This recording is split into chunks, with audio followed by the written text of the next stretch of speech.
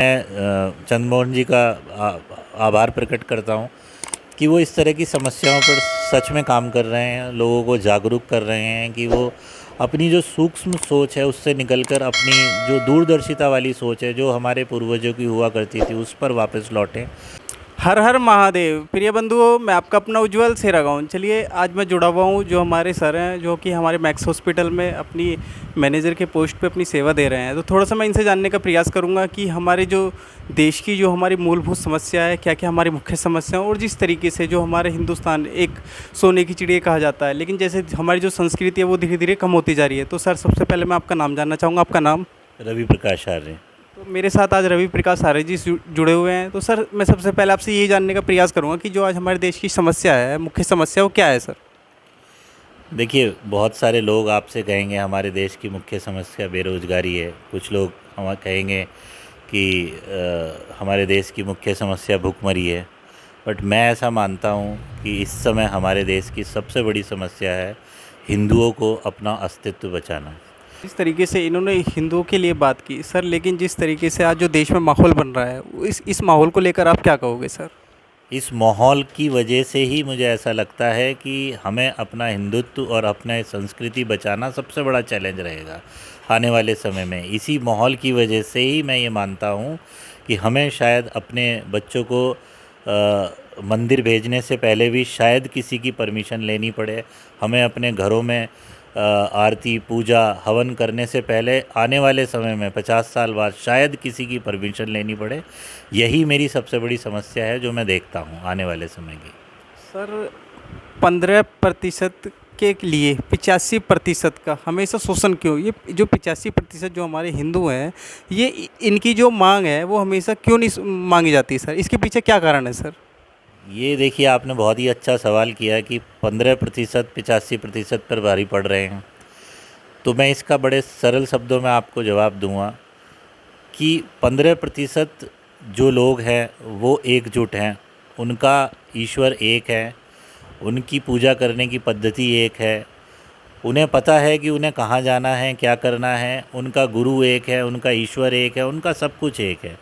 लेकिन जो है ये 85% लोग हैं, इन 85% लोगों के पूजा करने की पद्धति अलग है, इनके मत अलग हैं, इनके गुरु अलग हैं, इनके मंदिर अलग हैं, इनके भगवान अलग है, इनकी सोच अलग है। ये सब अलग अलग बटे हुए हैं, कोई भिन्न जातियों में बटा हुआ है, कोई भिन्न समुदाय में बटा हुआ है। तो ये एक सबसे बड़ा कारण है और ये 15% लोग आने वाले समय में एक बड़ा साम्राज्य बना देंगे। और हो सकता है कि यह भारतवर्ष जो कभी सोने की चिड़िया हुआ करता था, भारतवर्ष आर्यवर्त के नाम से फेमस था, वो एक मुस्लिम राष्ट्र बन जाए। सर, जिस हिसाब से कितना सुंदर तरीके से उन्होंने बताया कि जो हमारी हिंदुओं की जो मुख्य समस्या है, जिस तरीके से जो हिंद मजदूर किसान समिति के जो राष्ट्रीय अध्यक्ष श्री चंद्रमोहन जी पिछले 25 सालों से निरंतर प्रयास कर रहे हैं कि नशे का नाश हो, जाति रहित समाज हो। सर, मैं एक चीज़ और पूछना चाहूँगा, जिस तरीके से जो आज जाति व्यवस्था, जैसे आज हमारे बीचों में जो फूट पड़ी हुई है, तो जो ये हमारे भ्रष्ट नेता हैं, कोई जाटों का नेता, कोई गुजरों का नेता, कोई अपने आप को हिंदुओं का नेता क्यों नहीं कहता सर? बिल्कुल सही कहा आपने, क्योंकि लोग हिंदू समझते ही नहीं हैं अपने आप को। जो जाटों का नेता है वो खुद को जाटों का ही नेता समझता है, वो कभी हिंदू अपने आप को हिंदू या आर्य समझता ही नहीं है। ये एक सबसे बड़ी समस्या है कि आज लोग जब बड़े हो जाते हैं तो वे अपने आप को डॉक्टर कहलाना गर्व महसूस करते हैं, इंजीनियर कहलाना महसूस करते हैं, नेता कहलाना गर्व महसूस करते हैं, लेकिन हिंदू कहलाना कोई गर्व महसूस नहीं करता है। सर, जिस तरीके से मैं बात करूँगा अभी, जैसे कि जो हिंद मजदूर किसान समिति के जो राष्ट्रीय अध्यक्ष श्री चंद्रमोहन जी हैं, उन्होंने भी अपने स्टेटमेंट में कहा कि जो हिंदू होता है वो हिंसक नहीं होता, हिंसा से दूर। हिंदू कौन है? जो हमारा हमेशा पत्थर को पूजने वाले होते हैं। संसार पत्थर फेंकने वालों से परेशान है, पत्थर पूजने वालों से नहीं। तो इस टिप्पणी को लेकर सर आप क्या कहोगे सर? देखिए, आपने बहुत सही कहा। मैं पुनः एक ही बात कहूँगा कि आज हमें पढ़ाया जाता है अहिंसा परमो धर्म। इस श्लोक को कभी पूरा बताया ही नहीं गया है। अगर इस श्लोक को पूरा उठाकर देखेंगे तो इस श्लोक में पूरा लिखा हुआ है अहिंसा परमो धर्म, धर्म हिंसा तथैव च। यानी कि अहिंसा परम धर्म है, लेकिन धर्म को बचाने के लिए हिंसा करनी पड़े वो सर्वोत्तम है। जैसे श्री राम ने अपनी भार्या को लाने के लिए खुद शस्त्र उठाए थे, जैसे श्री कृष्ण ने युद्ध जीतने के लिए खुद शस्त्र उठाए थे और दूसरों को भी उठवाए थे।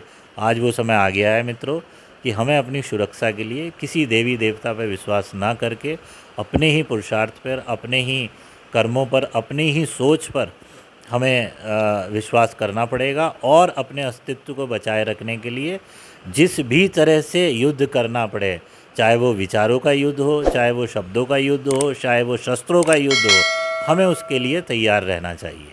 सर, जिस तरीके से अंत में मैं ये पूछना चाहूँगा, जैसे जो हमारी दिन पे दिन जनसंख्या है वो दिन पे दिन ग्रोथ हो रही है, तो इसके खिलाफ जब भी कोई मतलब हमारी जो सरकारें बात करती हैं तो कुछ अगेंस्ट इसके खिलाफ कोई ना कोई स्टेटमेंट आ जाता है। तो जनसंख्या नियंत्रण कानून हमारे देश में लागू होना चाहिए, नहीं होना चाहिए, तो इसमें आपकी क्या राय है सर? देखिए, जनसंख्या कानून हर तरह से बहुत ज़रूरी है देश के लिए, चाहे वो देश की तरक्की हो या मैं कहूँ कि हिंदुत्व को बचाने के लिए भी जनसंख्या कानून बहुत ज़रूरी है। क्योंकि आप खुद देख रहे हैं हिंदुओं की जनसंख्या धीरे धीरे गिरती जा रही है। अपने ही देश में बहुत सारे क्षेत्र ऐसे हैं जहाँ पर हम हिंदू जो है अल्पसंख्यक हो गया है और मुस्लिम क्षेत्र बहुसंख्यक हो गया है। तो और देश की तरक्की की भी अगर मैं बात करूं, वैसे भी अगर मैं देखता हूं किसी भी देश को, तो जिस देश ने भी तरक्की करी है उसकी जनसंख्या बहुत कम है। तो जनसंख्या का एक बहुत बड़ा रोल है। अगर हम जनसंख्या को सीमित करेंगे तो शायद हम अपने संसाधनों का बहुत अच्छे से उपयोग कर पाएँ। अंत में हिंद मजदूर किसान समिति के जो राष्ट्रीय अध्यक्ष श्री चंद्रमोहन जी हैं, चाहे उनका जो अपनी जाति व्यवस्था को लेकर प्रयास हो गया, शिक्षा को लेकर प्रयास हो गया, देश में जनसंख्या नियंत्रण कानून लागू हो, इसके लिए वो काफ़ी मतलब प्रयासरत कर रहे हैं। और देश में जो हमारी मुख्य समस्या है जाति व्यवस्था, मेन तो हमारी जो मुख्य समस्या है, तो उनके प्रयासों को लेकर सर आप क्या कहोगे सर? देखिए, मैं चंद्रमोहन जी का आभार प्रकट करता हूँ कि वो इस तरह की समस्याओं पर सच में काम कर रहे हैं, लोगों को जागरूक कर रहे हैं कि वो अपनी जो सूक्ष्म सोच है उससे निकलकर अपनी जो दूरदर्शिता वाली सोच है जो हमारे पूर्वजों की हुआ करती थी उस पर वापस लौटें, आर्य संस्कृति में वापस लौटें, एक होएं, सब लोग एक ईश्वर को मानें, एक तरह से पूजा पद्धति करें जो जो आर्य संस्कृति करती थी हमारी, जो श्री राम के समय में होता था, जो श्री कृष्ण के समय में होता था। हम कोई अलग काम करने के लिए नहीं कह रहे हैं, चंद्रमोहन जी भी कोई अलग काम करने के लिए नहीं कह रहे, वो काम करने के लिए कह रहे हैं जो हमारे पूर्वजों ने हजारों साल पहले किया और उस काम को करने से उनका जीवन इतना सर्वोत्तम हुआ कि आज भी हम श्री राम और श्री कृष्ण को अपना अपना सब कुछ मानते हैं, अपना गुरु मानते हैं, अपना ईश्वर मानते हैं। तो ऐसे ही कामों को अगर आज हमारी ये पीढ़ी करेगी तो आने वाली पीढ़ी इस पीढ़ी को भी अपना गुरु भगवान मानने लगेगी। तो मैं पुनः आचार्य चंद्रमोहन जी का बहुत बहुत धन्यवाद करता हूँ। इस कार्य में लगे हुए हैं वो, हमारा सहयोग हर तरह से उनके साथ है। ईश्वर उनको लंबी उम्र दे और इस कार्य में वो इसी तरह से लगे रहें। धन्यवाद।